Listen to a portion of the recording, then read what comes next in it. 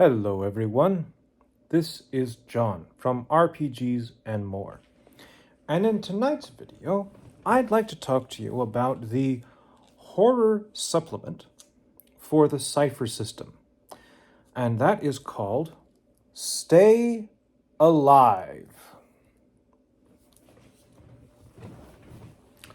So, what is it about Stay Alive which draws me to it? What is it that makes it interesting? Well, I'll be perfectly honest. I have not actually read this book from cover to cover. But what I did do is when I first got it, I kind of went through and I looked at a couple of sections for some ideas and see what inspired me, what made me excited about the book. And then I put some little tabs on all those pages. And so I'd like to go through those tabs with all of you, like I did with the Godforsaken, in order to kind of show the things that jumped out at me, that made me say, that's interesting, because maybe if any of you are, have similar tastes as I do, you might also find those things interesting and therefore useful.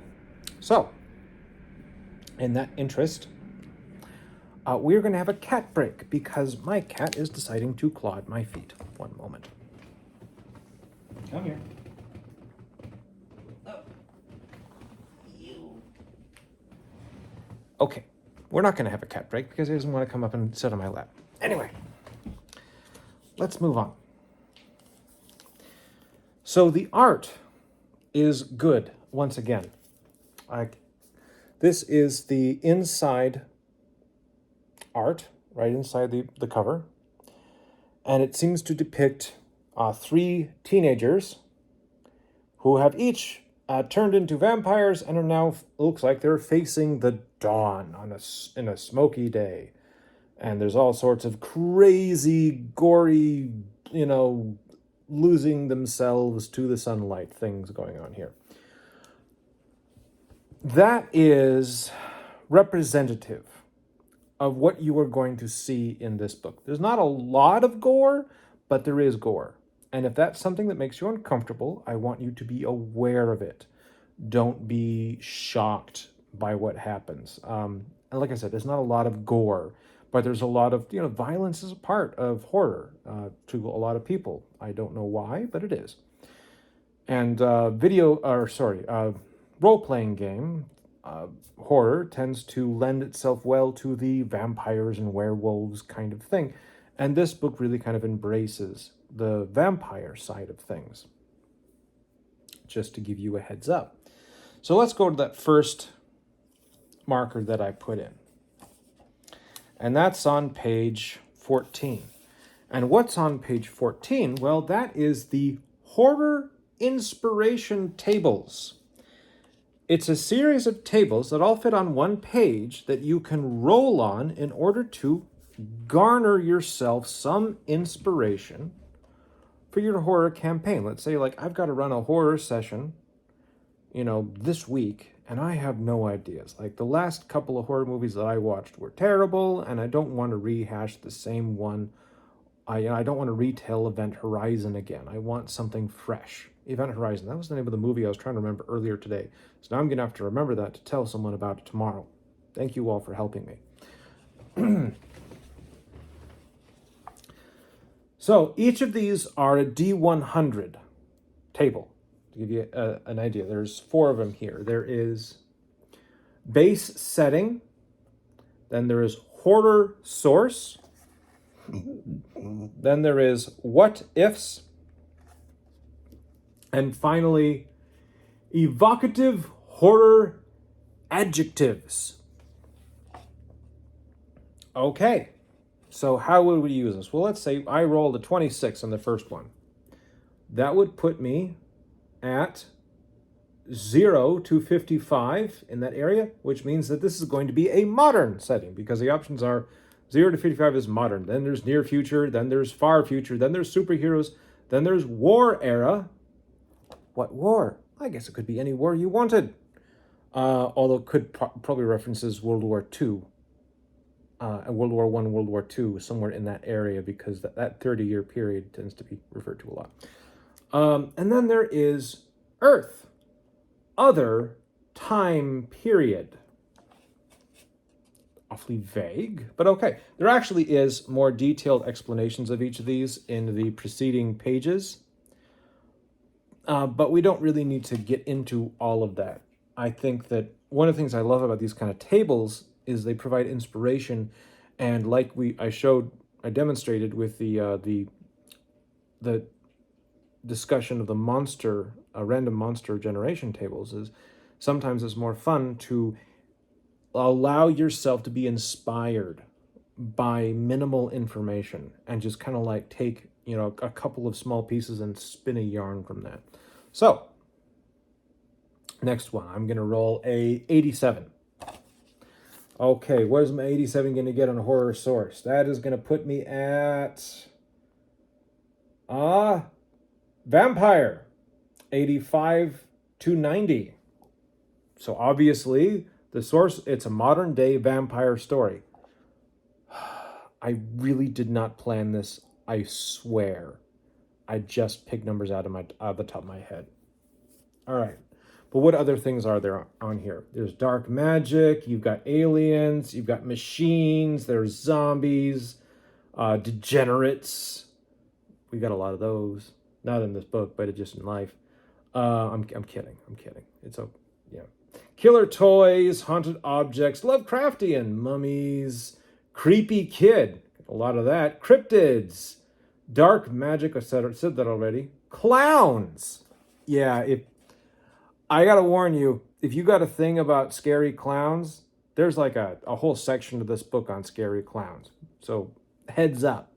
Okay, then the next one, let's order a 2.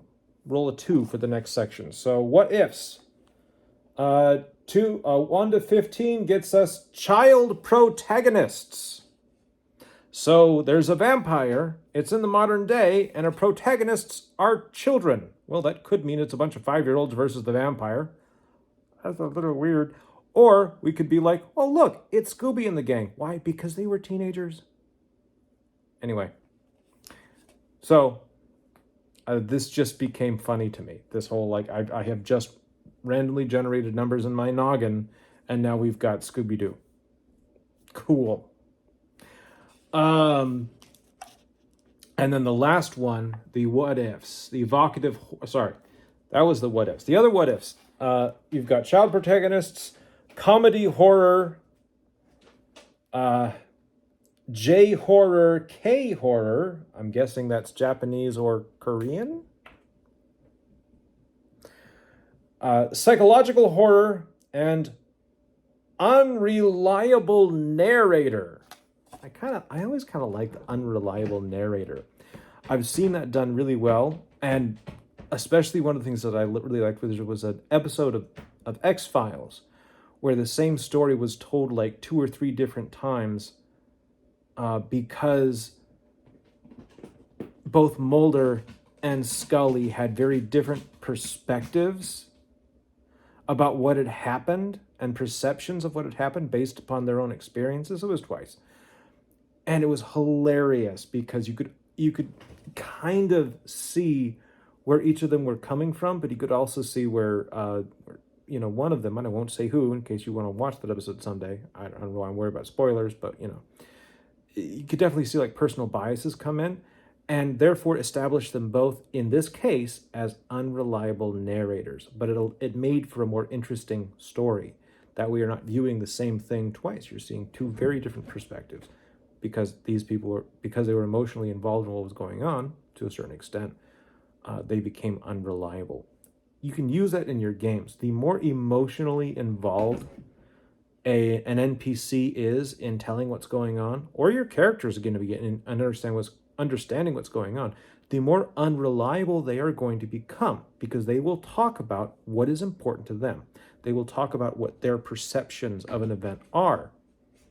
And you can actually use that to your advantage by presenting information to them that might kind of get their goat a little bit, because assuming you know these people you're playing games with a little bit at least. And then use that as red herrings. Present them the things that they expect to see as the red herrings, and then ask them to explain what's going on to, the local sheriff or to themselves or to each other. And they'll talk about the things that mattered to them that might have been your red herrings. But now, suddenly these are being talked about like they're the actual thing that's going on. That might be what the party ends up pursuing, and they could end up going in a completely wrong direction. Because things are unreliable, because narration, because it becomes unreliable. And I think that's really kind of a neat tool that can be used. Not all the time, but it can be used. All right, moving on. Adjectives. So we're going to roll a 55. All right. 55 is going to bring us to... 55 to 56. Mutagenic. So it's mutagenic, modern day vampires starring teenagers. Interesting. Okay, we can do something with this. I've already got ideas percolating in my head, and this is just a silly example in order to get things going. So feel free to grab that, even if you don't want to buy this book. Grab what we just rolled up, using numbers generated with the random number generator of my head. Grab it, run with it, go with it. You have my blessing. Anyway, you have my blessing. So what other fun things are in here? Let's move on. Well,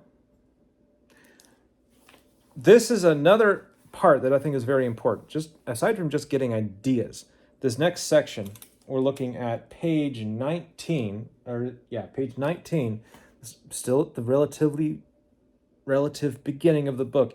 It talks about consent in horror.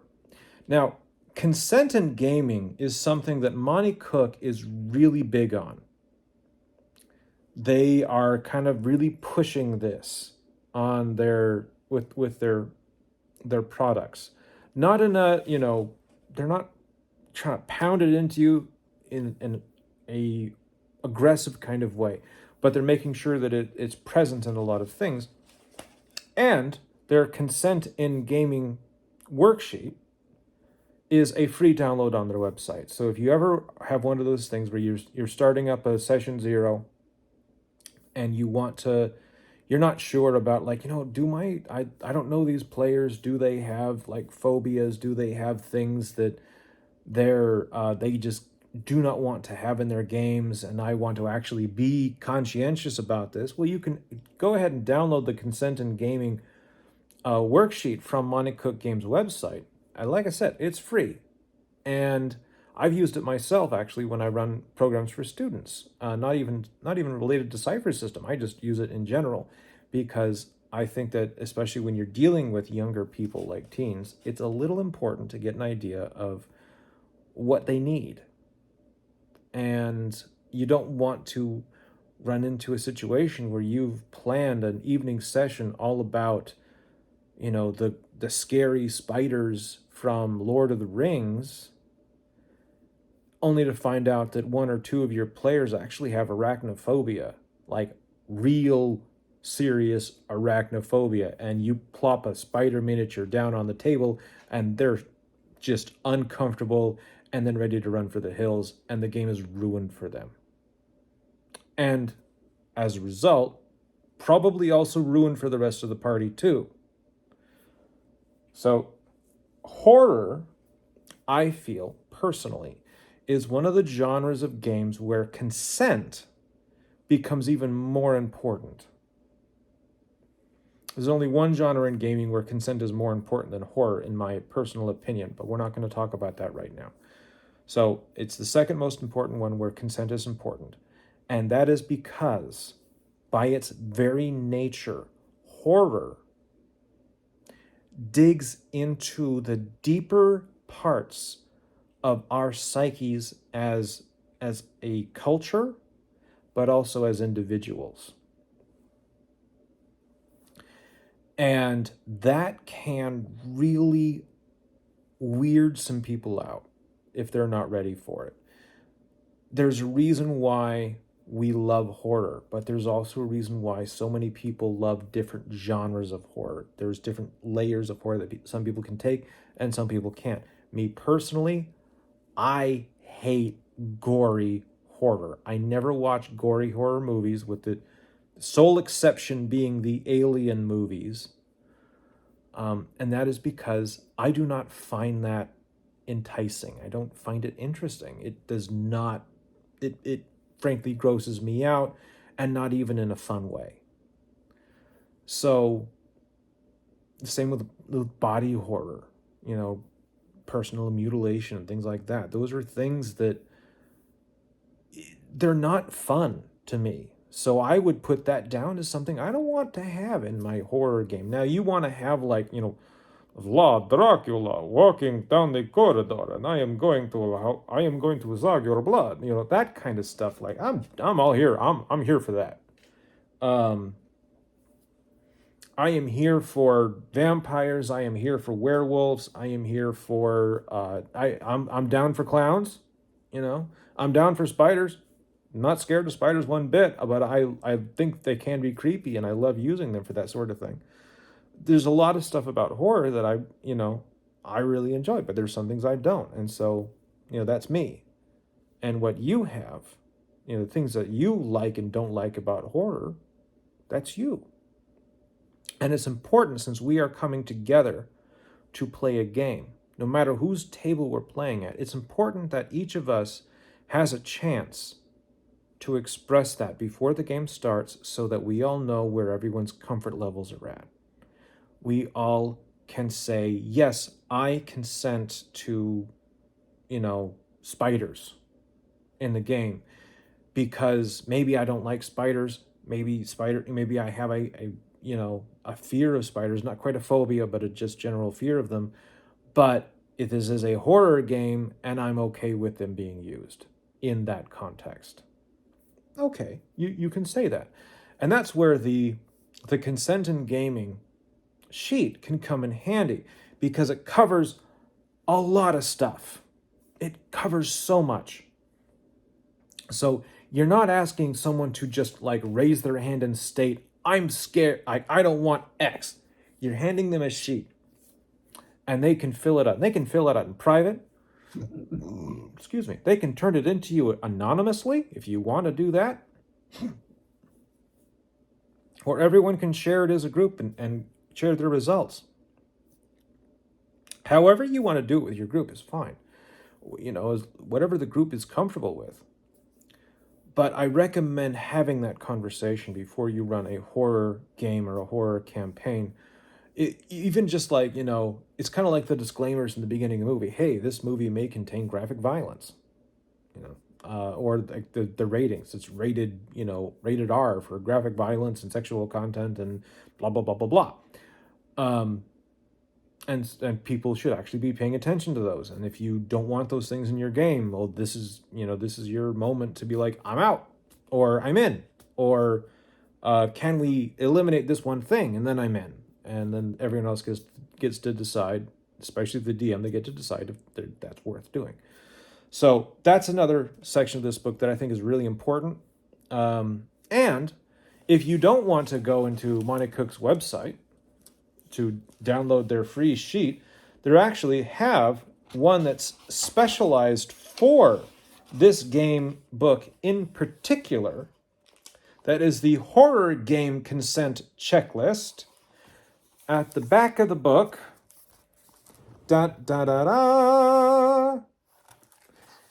and you can make photocopies of that.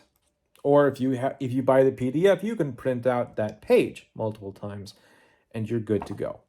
So they give you two options. Use whatever one you're comfortable with. Or if you're comfortable with not using it, and your players are too, go for that too. It's fine. All right, let's move on. Okay. They're actually in the section of the book where they're trying to help you get started. They have a lot of sample horror plots, and these are very short little snippets of things that you can grab. You can grab multiples of them and add them together and just kind of run with it. And let me read a couple to you. I was selecting these more or less at random. An insane doctor performs experimental surgeries on patients without their permission. A person finds a strange door or hatch in a basement, backyard, or the wilderness. Oh, like those stories that we hear about stairways in the middle of a forest that lead up to nowhere. Put a door frame on the top of that stairway, or maybe have a door frame appear on the top of that stairway, and then there's a door, and someone opens it up, and something happens. That's a fun one. I like that. Okay, what's another one? A killer uses the internet to follow and harass their next intended victims.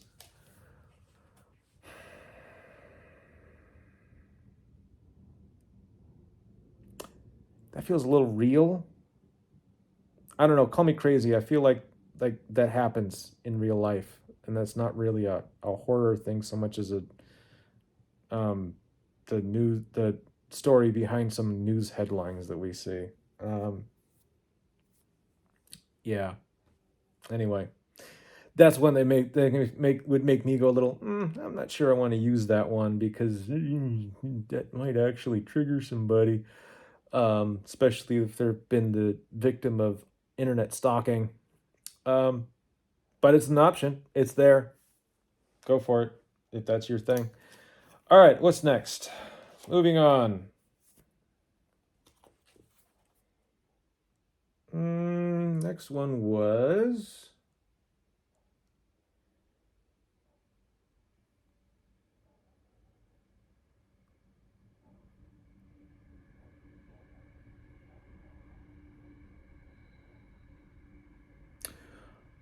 Yes. There we go. I found the piece. So there's a section about how to prepare the space that you're going to play the game in order to make people more um, open to the horror genre of a game.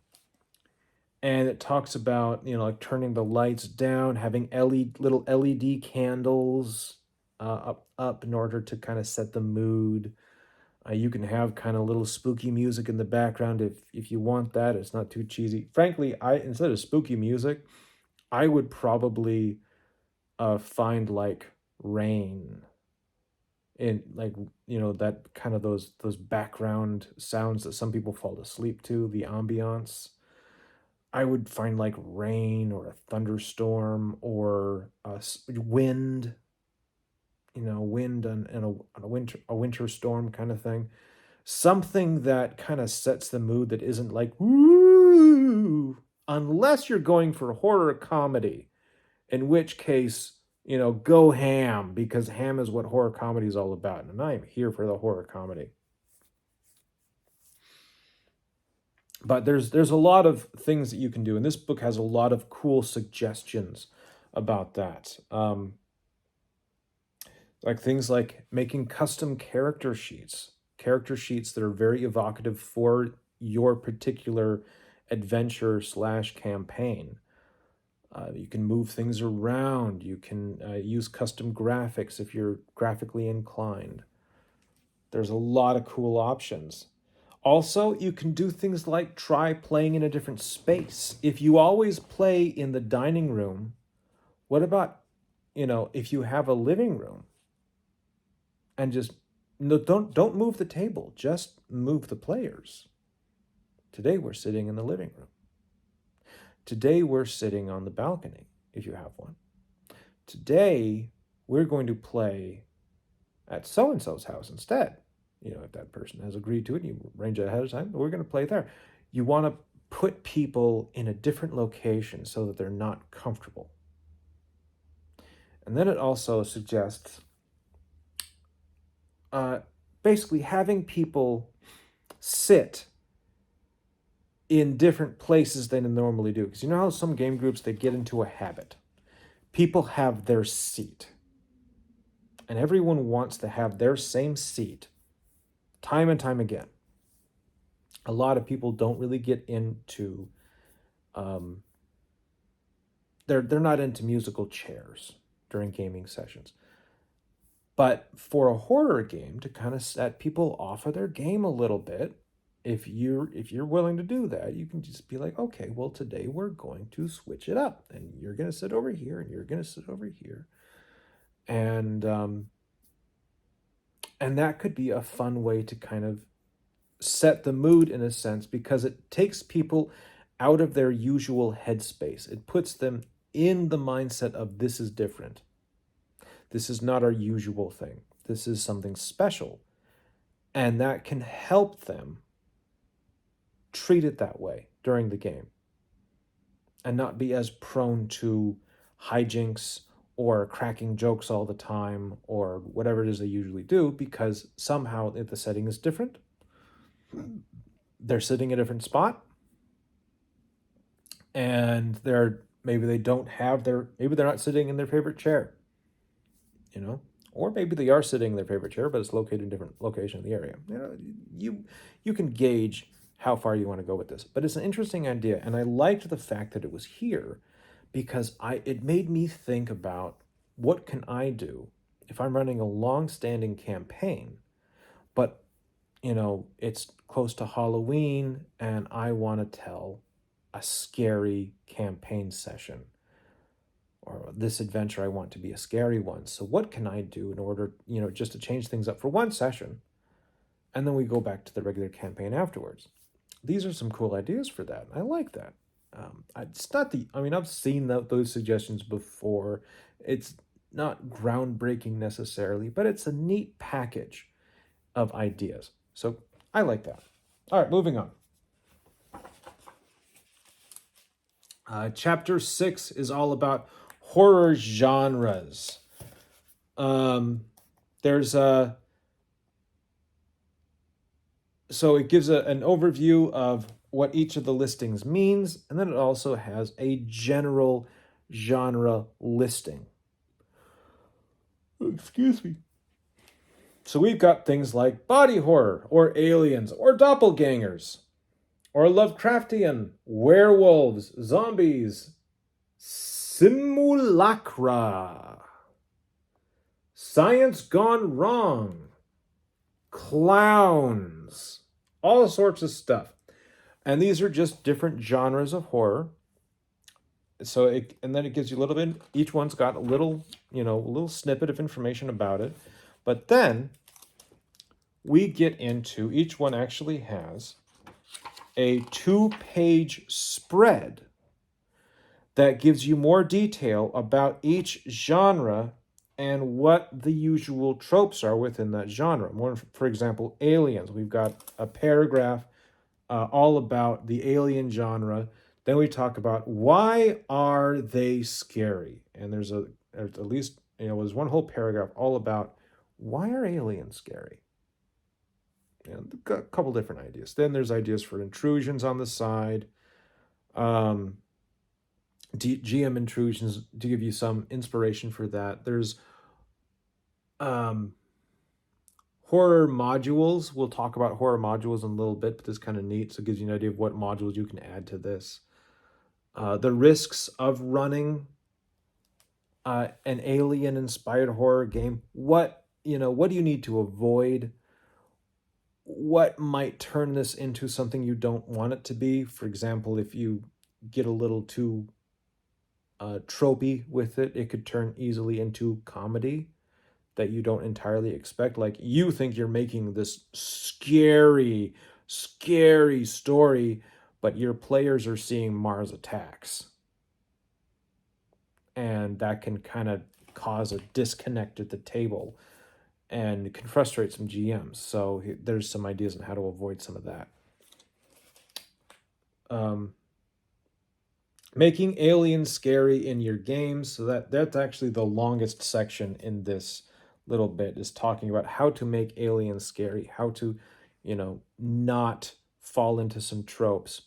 And the aliens, this can cover, the gray kind of, big-eyed, bug-eyed gray aliens that capture you and give you all sorts of probings and, insert surgeries on you in order to figure out how humans work and then send you back home missing pieces of yourself. It can be those kind of aliens, or it can be like the xenomorphs, those kind of aliens. So aliens has a few different ways it can go. All right, kind of you can mix aliens with Lovecraftian horror and come up with some cool stuff. All right, so there's a lot of these things. There's, again, 2 pages or 1 page front and back spreads of all these different genres. There's one on J horror and K horror, and so that goes into what is it that sets these genres apart from your average horror. Why are these important? And how do you go about presenting these without being too weird and wacky, and showing some respect to the genre at the same time utilizing the genre to the fullest extent you can. So, moving on to the next little snippet here. And now we go to chapter 7, Encyclopedia of Horror Mechanics. And this is where we talk about the different stuff, the modules that you can kind of pop in and pop out of your horror game. And this is part of where Cypher system really shines, is we have the ability to port things in and port things out without breaking the game. This suggests things like there's Bad Penny, which is an unwanted or dangerous object, such as a cursed artifact, that keeps turning up no matter how many times the PCs try to discard or destroy it. There's a lot more to this section, but I'm not going to read the whole thing. But this talks about the idea of the bad penny. How can you use a bad penny in your campaign? How can you make it make sense? And how can you make the bad penny scary instead of funny? All right. And then there's also things like the character posse, where each player might show up with 3 characters, but instead of playing all 3, you play one, and then the GM can say at certain points, like, okay, and this next scene is going to be for, and then name off some characters. And so you can kind of shift the scenes, and each player starts shifting which characters they're playing in order to get a different scene going. And what this can do is this can actually, it will help your players not be so focused on the welfare of any one character. So if something bad happens to them, then the game goes on, and the player doesn't feel like, well, my character died, or my character got cursed by Cthulhu. It's because they've still got 2 more. And so it's more about the story at that point. And maybe they make their characters connected in some way, or maybe their characters are not connected at all. And so there's different stories being told. I think that's an interesting idea. I'm not sure I would use it myself for running a game. That's because I get confused. I have very much, sometimes my brain can get a little spaghetti like that, and I would get lost. I like it when things are a little more waffle-like, a little more compartmentalized. And so the posse might not work for me, but it might work for you. And I support that. That's why I'm glad it's here. I'm glad it's here for you. All right. So let's move on to some of this. There's fragility. How do we deal with fragility in the Cypher game? How do we make your characters feel fragile? Because let's be fair, once you get past even first tier characters in Cypher system are pretty robust most of the time. There's a lot to them. You're not going to go down from one hit. You're most of the time you're going to be able to survive a few encounters. So this talks about how to make those characters feel fragile, because it's something that's important for horror. Dealing with a character who was dead all along. How do we deal with that situation? I think that's kind of neat. Like a ghostly PC. Like you want to play out this, signs or, some other stories. Like, oh, you can't do that. There's a bunch more of these, and they give some really cool ideas. All right. There's also several Cypher shorts. For those of you who don't know what a Cypher short is, a Cypher short is a 1 or 2 page, usually two, one page front and back, adventure idea. It's got a beginning, a middle, and an end. Sometimes they have a map. Most of the time they don't. Excuse me. It's a lot of bullet point information telling you how to run this short adventure. They are generally geared towards each one taking about 1 to 2 hours to play from start to finish. And there is a kind of stripped down version of Cypher's system called Cypher Shorts, I believe, that is designed to kind of work with these to help introduce people to the Cypher system. And almost all of these, white covered or white spined books have a bunch of Cypher shorts in each one of them. So if you're curious about an adventure and you're not sure about what a Cypher adventure looks like, you could just look at these Cypher shorts. You can also find Cypher shorts as a free download on Monte Cook Games website. And there's more Cypher shorts. There's kind of the rule system that plays into Cypher shorts, so you don't actually have to have the main rule book for Cypher system in order to play Cypher shorts. Or you can take the Cypher shorts and use them with the full rulebook Cypher system because it's all compatible, and just run and go with it. So anyway, that's what that is. Talks about character creation, what you can it gives some suggestions on how to create, like the athlete, the counselor, the nerd, the mechanic. Okay. Oh yeah, that's because it's this first one, Cypher short, is called Camp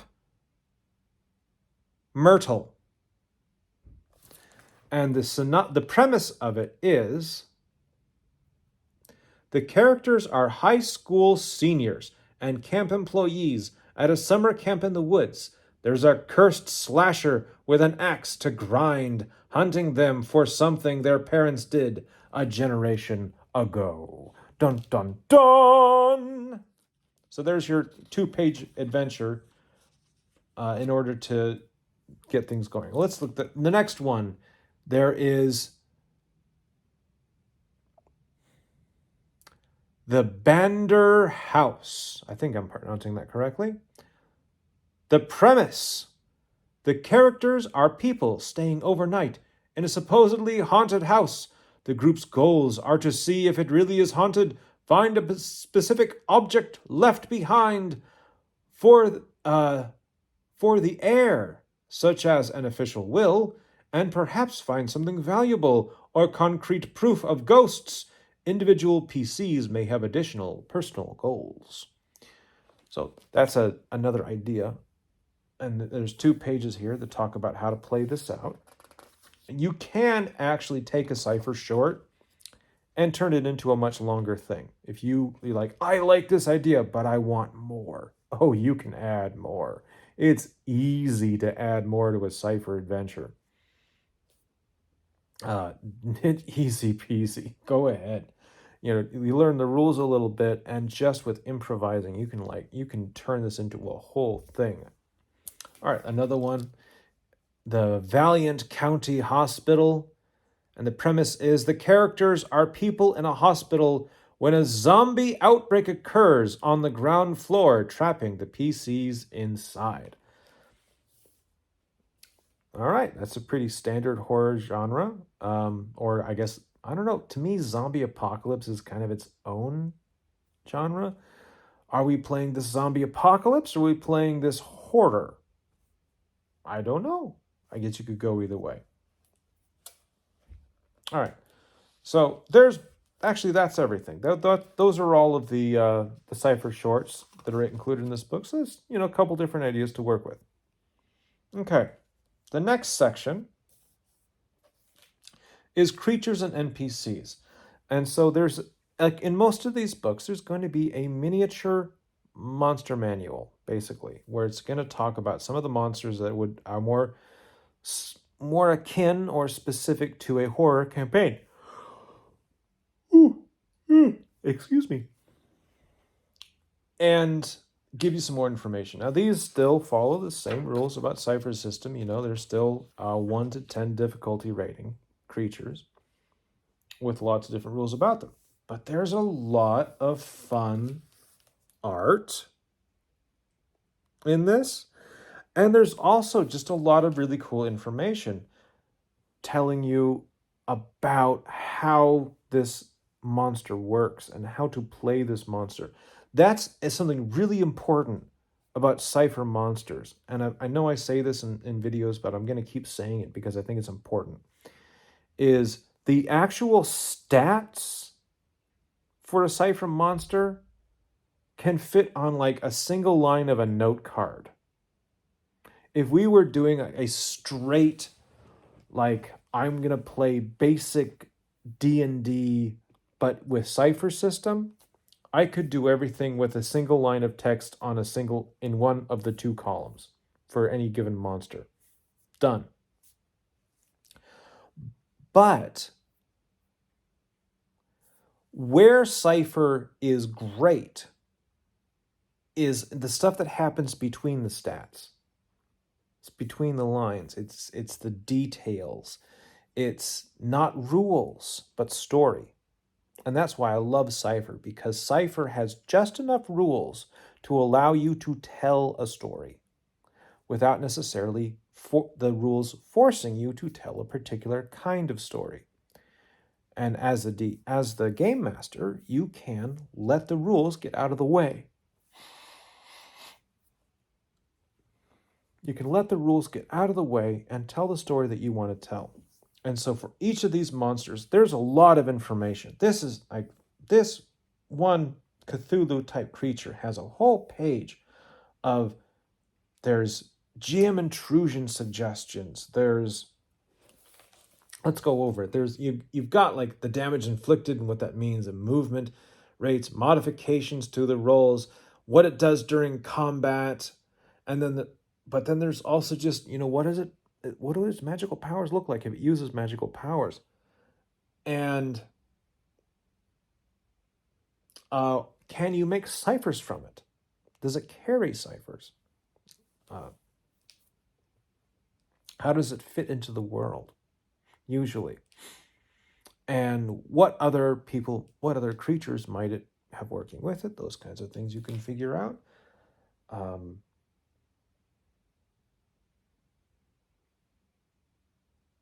And it has a little information there at the bottom. Most of these have a little information about what sort of loot it might have on it if you're playing that kind of a game. And that is like something like, if you want to do a classic fantasy RPG, you can take the stuff from this book and put it into your classic fantasy RPG and have a more horror-oriented fantasy game. This book will help with that.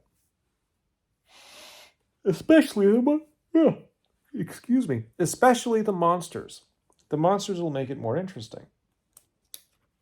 So this isn't just for people that want to play a slightly scarier version of Scooby-Doo. This is not for that. And if you're really into vampires, if you were really into vampires, this is the book for you if you want to play Cypher's system Vampire the Masquerade. But I'll talk about that later in more detail. But it's also the book for you if you want to play, if you want to do kind of Ravenloft using the Cypher system. There's a lot of cool information here that you can use. There's another section on horror ciphers. Ciphers that are used and useful in horror games. Kind of more specific to that. So if you want to have a more curated list of ciphers, you can go there. Go here in this section of the book, and there's a few ciphers that are specifically for horror, and then to inspire you, as well as just a few general ideas of which ones you can grab from the main book for that. Okay, same with artifacts, because artifacts are kind of a cool part of horror themed things.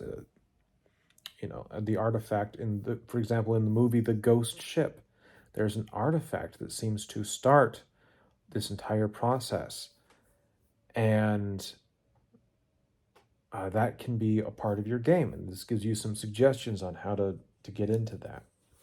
All right, there's one more. I'm sorry, there's two more. We talk about monsters of the night, or masters of the night. This is the final third of this book.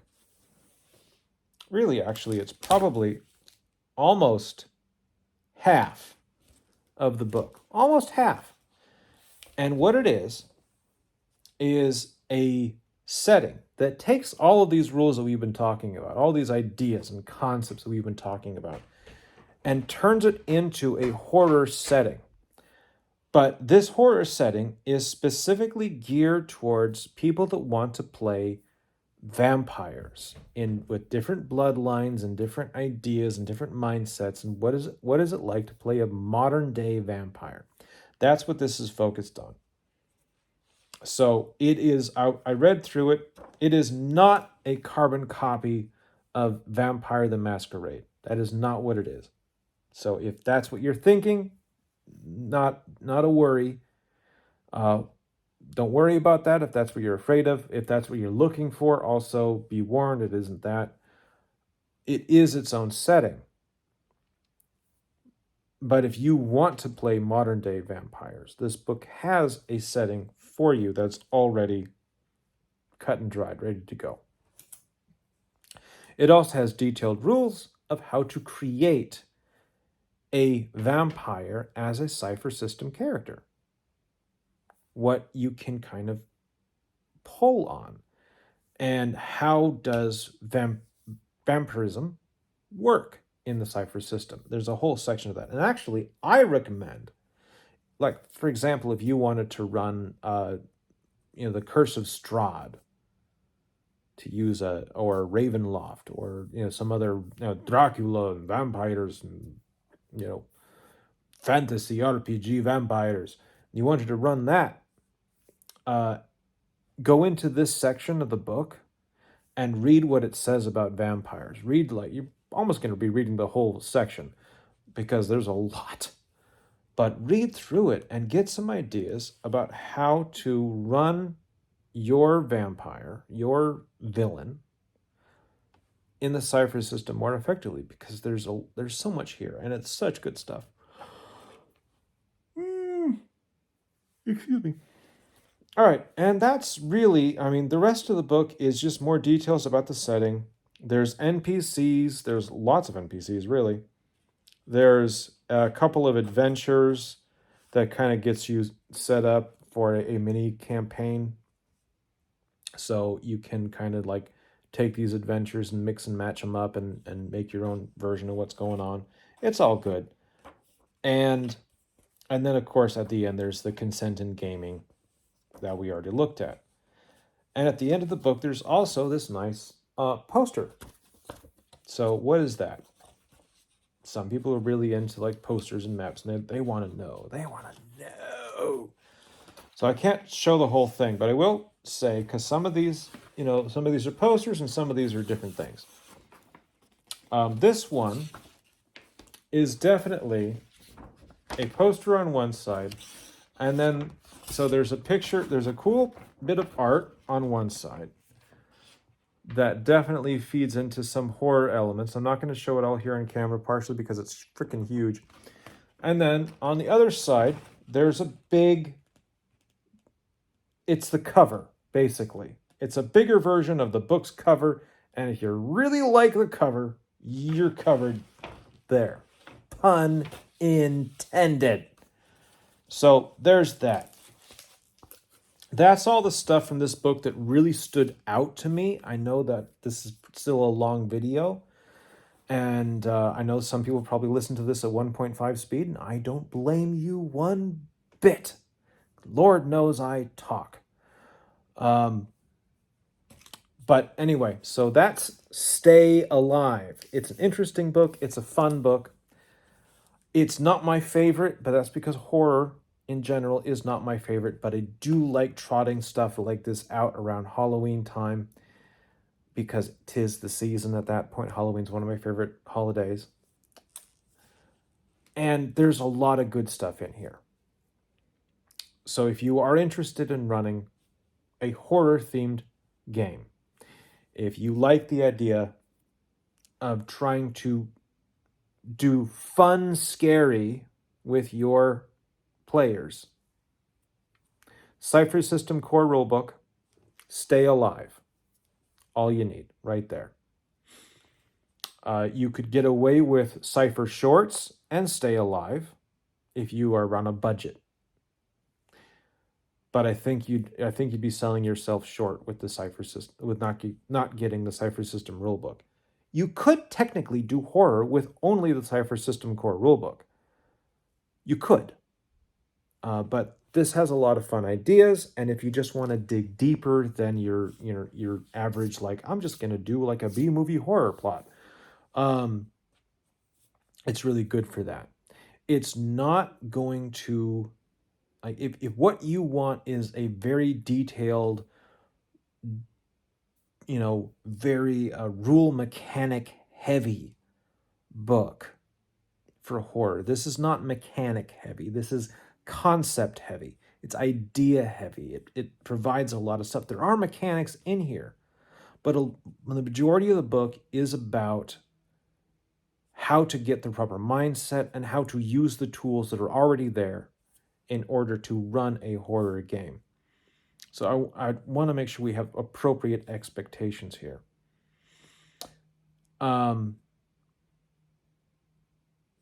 The most mechanic heavy aspect of things, in my opinion, is the vampire rules within that Masters of the Night setting, where they get into the detail of like the vampire bloodlines, what that means, how to write, how to do vampires on your Cypher System character sheet. They give you more details on that.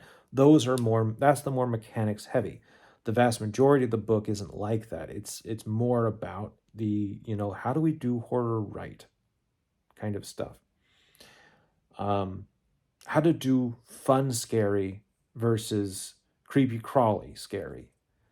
And I personally am a big fan of fun scary, mostly because we are here to play a game, and I think everyone should still have a good time at the table, even if they are like delving into things that man was not meant to know. But again, good book. It's very readable. I have no issues with, as someone with a visual impairment, I didn't do this with Godforsaken, but this actually works for Godforsaken as well. With these books, I don't have concerns about being able to read anything in this book. The only things that are a little small are the GM intrusion side notes that are in the margins.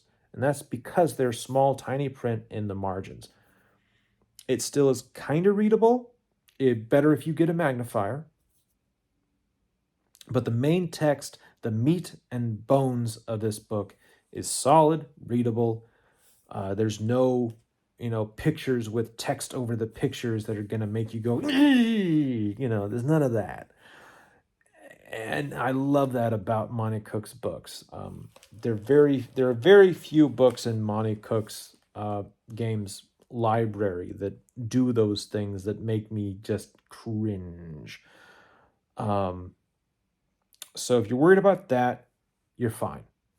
Don't worry about that. The text size is pretty large, and there's a decent amount of space between each line, so it's not crammed in there. They weren't trying to maximize the number of words they could fit per page. They're a bit more generous like that. So for those reasons, this is also good. Is it large print in and of itself? It's larger, but it's not large print. So if you typically do use a like a CCTV or a magnifier, you're still going to want to use that for this one. Excuse me, most likely. But it will be easier to do because there's plenty of space to utilize your tools. You get it as PDF, you can obviously do whatever you want and, blow it up and print it out on 11 by 17 paper if that suits you. Go for it. You do you, because Lord knows I've done the same thing. But not with this book. It wasn't necessary for me. So I do encourage this. As far as readability, well done. Monte Cook Games continues to get a solid A on this one. Not quite an A+, but the reason why they don't get an A+ is because of something to do with the Cypher System Core Rulebook, which I'll cover in a later video. Mostly because it annoys me enough that I'll do that. But I'll do that later. We're not going to talk about that now. So, consider that your preview. I think that's enough. I think I've jabbered on enough. Thank you so much for joining me for this video. I hope you all have a wonderful night. If you enjoyed this content, if you like my yammerings, please give this video a like. I'd appreciate it, but also a comment down below to let me know that, the yammering is fun, or that, you're in the 1.5 speed gang and you wish I would be more brief. You let me know about that too. Constructive criticism is always welcome. Criticism for the sake of being an internet troll, you're just going to make me laugh. But go for it. If that's really what makes you live your life, just don't expect a big reaction.